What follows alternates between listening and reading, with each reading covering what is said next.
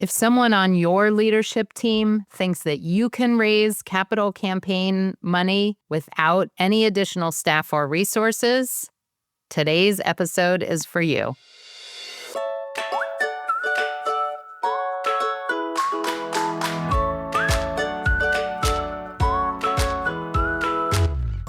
Welcome to All About Capital Campaigns, a podcast that provides fuel for your nonprofit's growth.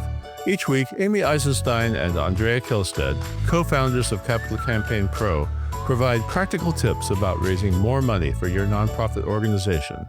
Here are your hosts, Amy and Andrea.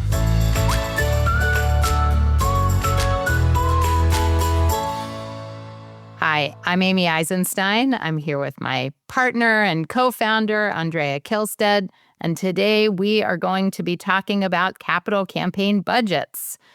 And this is a topic that we talk about a lot here at Capital Campaign Pro, and it's an important one if you're thinking about a campaign. So, Andrea, kick us off.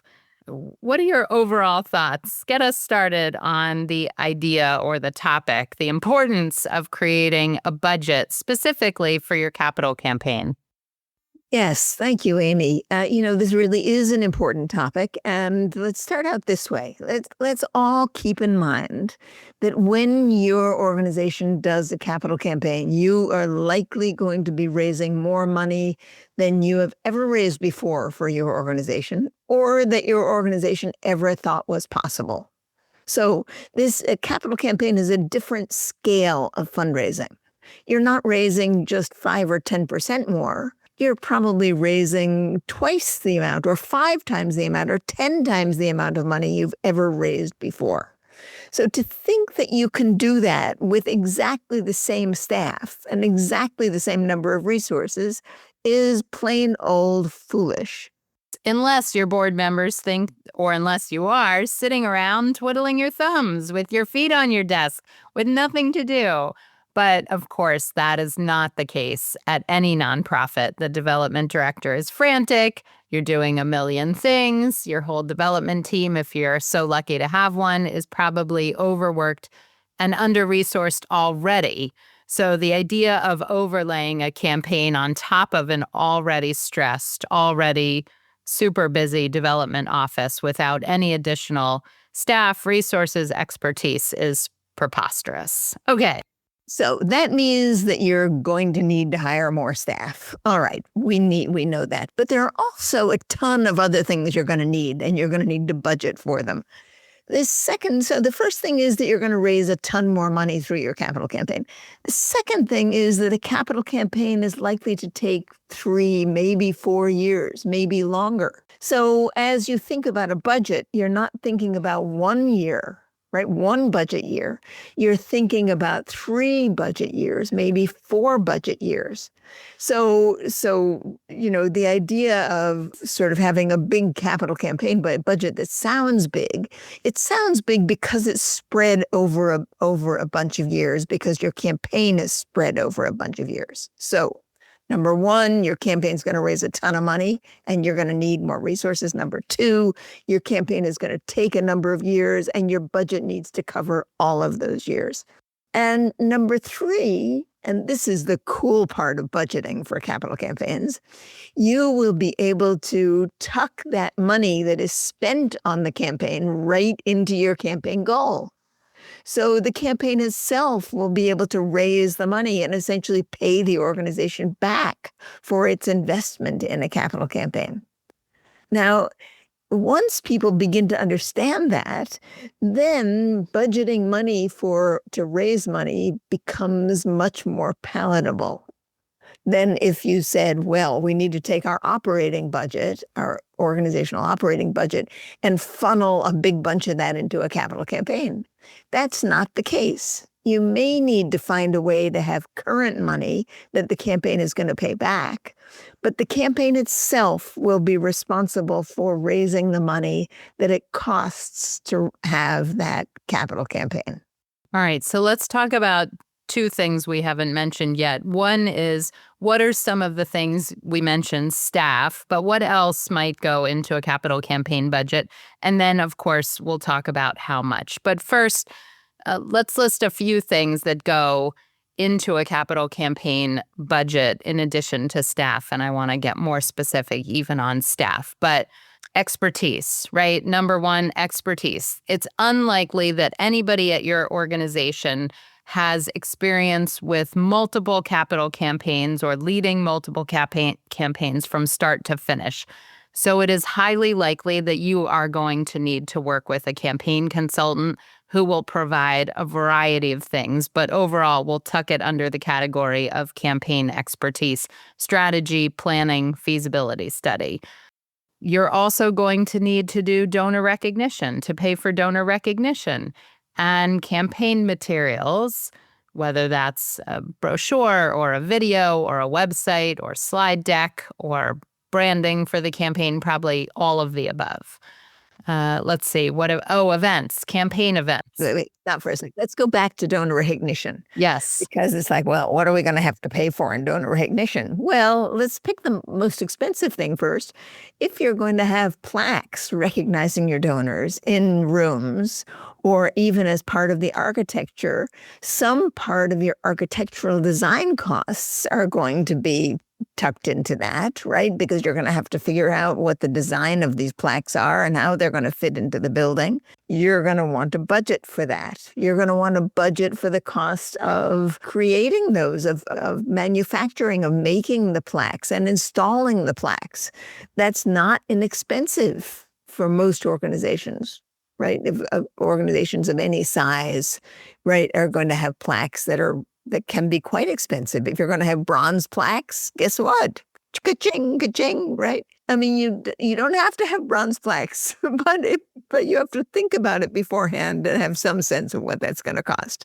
So donor recognition costs more than those little words you might imagine that it would cost.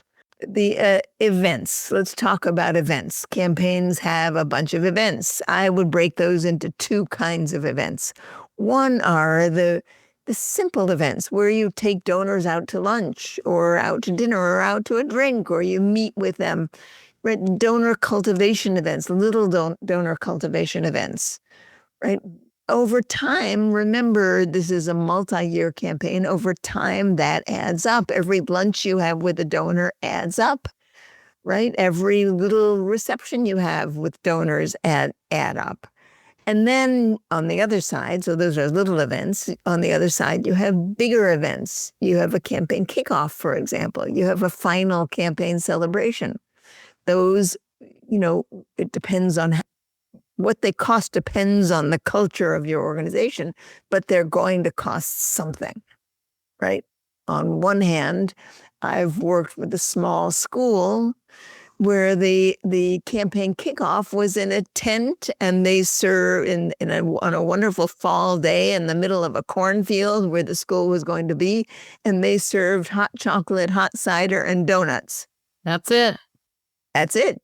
Didn't cost much, but they needed to budget for it. Yeah. Yeah. On the other hand, I've been in a hospital campaign kickoff where all the bells and whistles were pulled out, right? Yeah.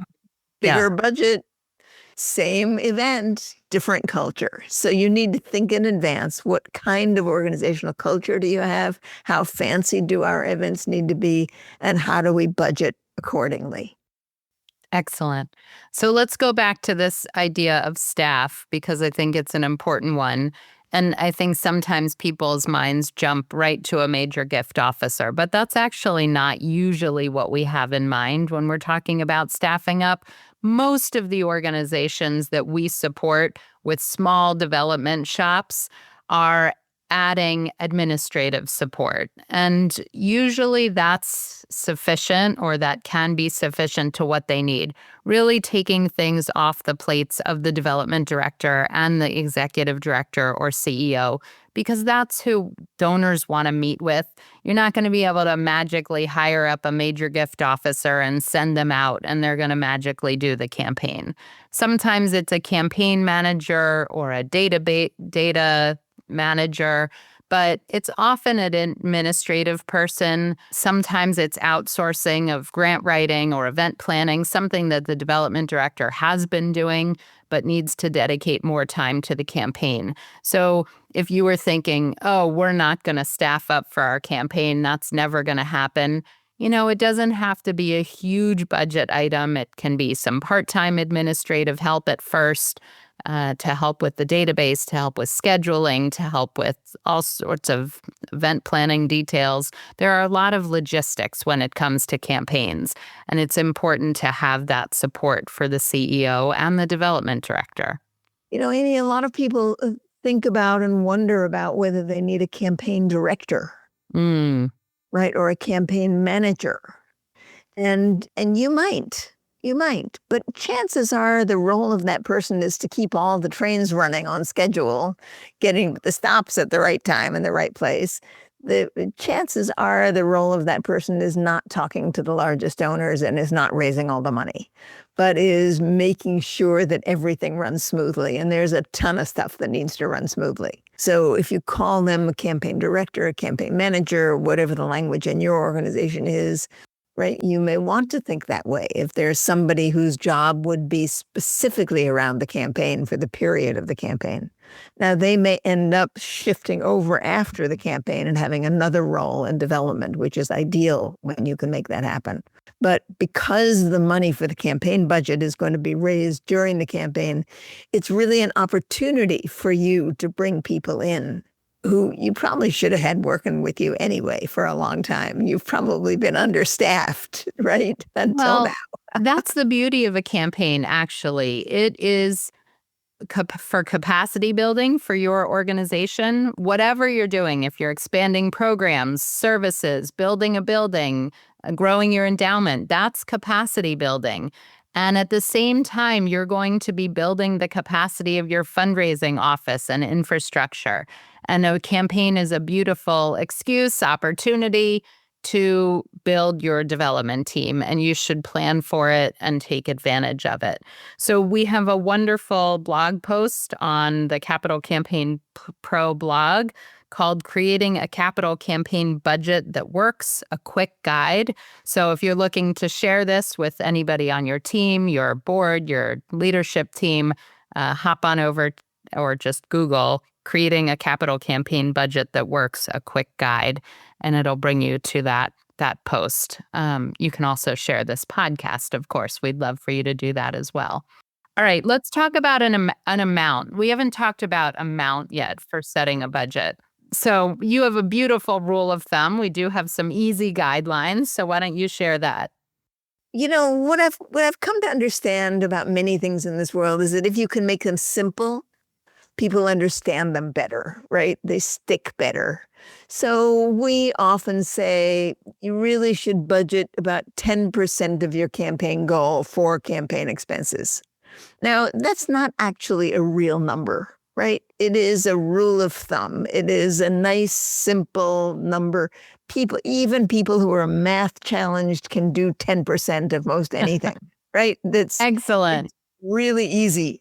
So if you say we should look at our campaign goal, at what we want to accomplish and what our working goal is, assume that our campaign budget is going to be 10% of that, and let's add that to what our working goal was, then you're heading in the right direction. Okay, so let's give a specific example just to paint the picture. So you have a working goal of $10 million because you're anticipating your new building construction costs are about $7 million, and you've got $1 million in for endowment or maintenance fund, and you've got $2 million in for programs and other things.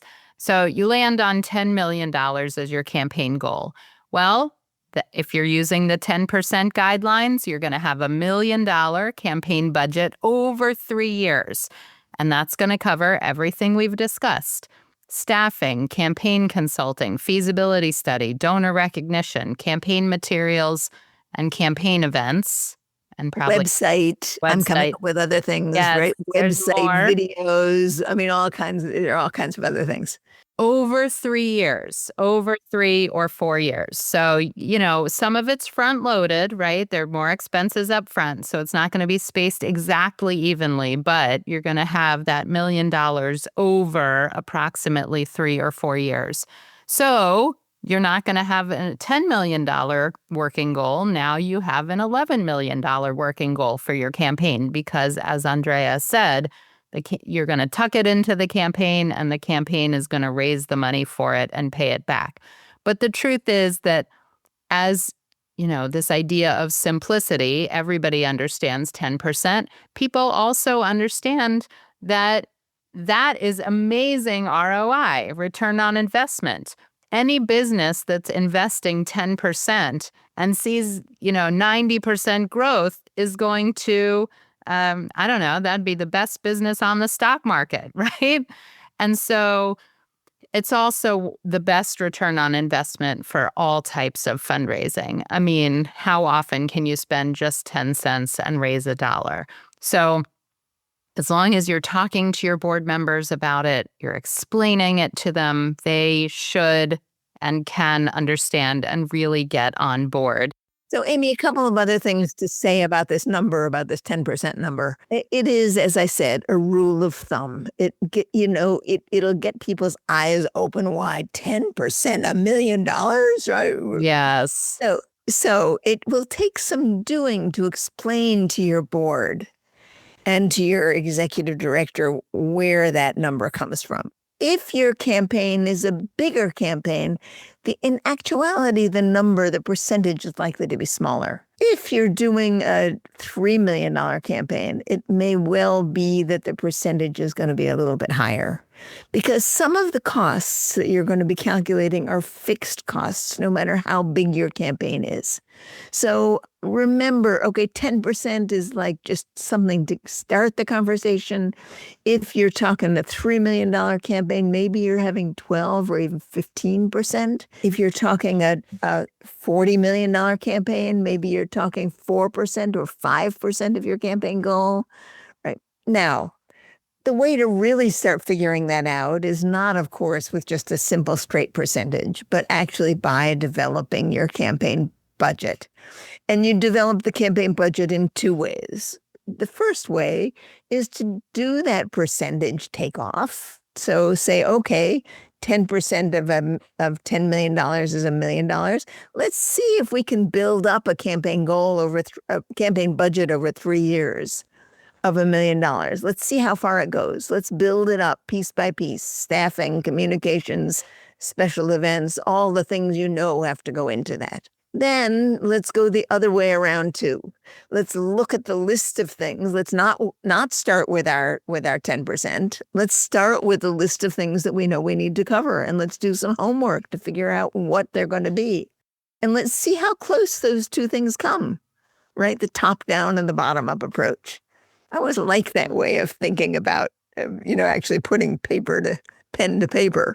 Right, exactly. How much would a campaign consultant cost? How much do they charge for a feasibility study? Actually interview 3 consultants and get some real numbers. If you want to hire an administrative person, how much are people paying in your community? How much can you get an awesome administrative person for in your community?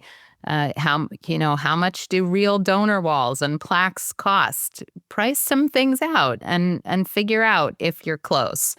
And then start talking to your board about it. I want to just tell a really quick story. We were working with a women's shelter recently, and the development director was pretty anxious about needing some systems and resources and money for these things and thinking, the board's never going to approve this stuff. Right? Because we're a pretty scrappy organization and we do things very leanly. But, she was feeling overwhelmed and really worried about this added responsibility of this campaign at this pretty lean, mean organization, this wonderful little women's shelter. But they desperately needed to expand. So they were planning for a campaign. And she started working with our team at Capital Campaign Pro, and we had a couple of meetings with the committee and the board and talked about this budgeting process and the importance of it and why it mattered and what the needs for a successful campaign were going to be.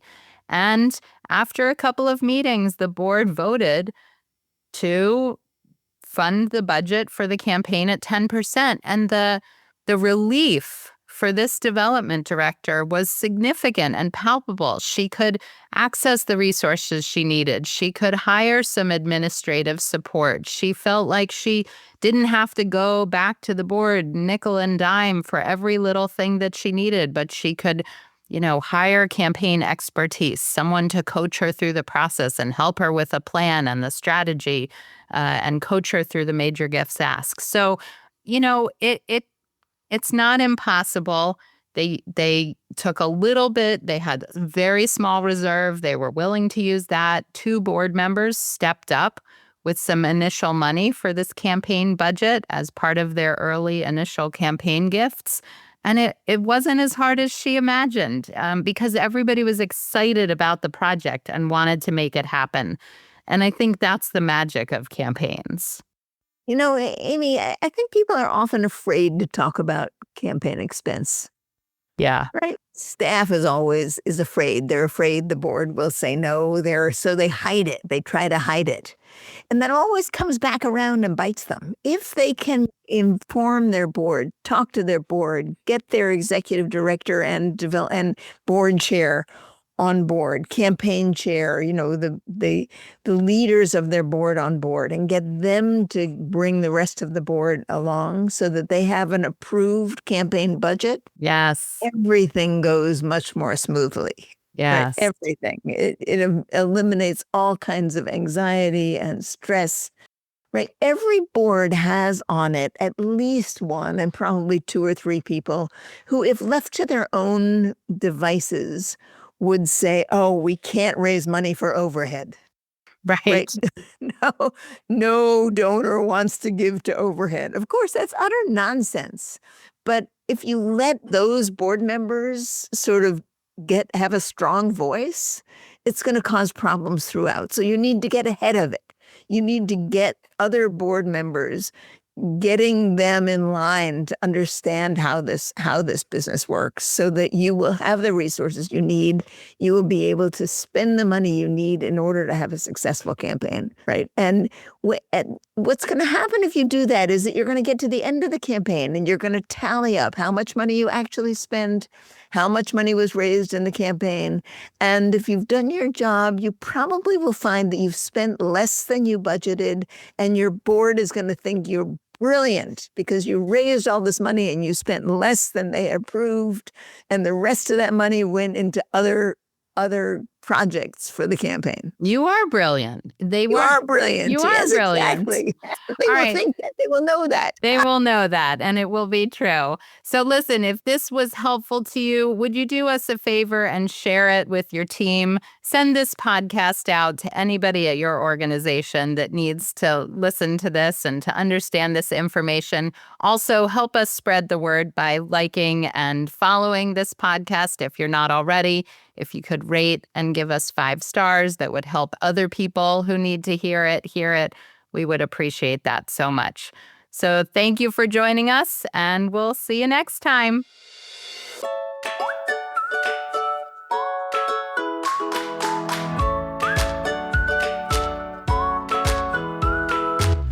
Thanks for joining Amy and Andrea for today's All About Capital Campaigns. To learn more about them and their work with organizations like yours, visit capitalcampaignpro.com, where you'll find all the help you'll need for your campaign. And please subscribe, then rate and review us on your favorite podcasting platform. Thank you.